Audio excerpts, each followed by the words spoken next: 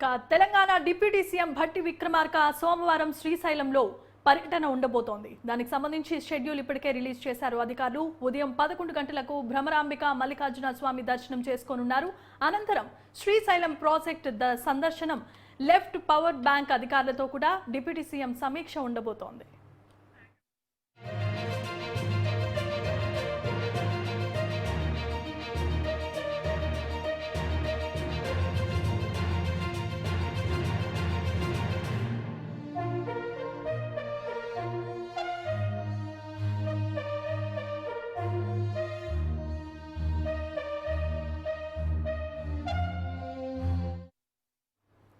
తెలంగాణ ఉప ముఖ్యమంత్రి భట్టి విక్రమార్క సోమవారం శ్రీశైలంలో పర్యటించబోతున్నారు. ఉదయం 11 గంటలకు భ్రమరాంబిక మల్లికార్జున స్వామి దర్శనం చేసుకోనున్నారు భట్టి.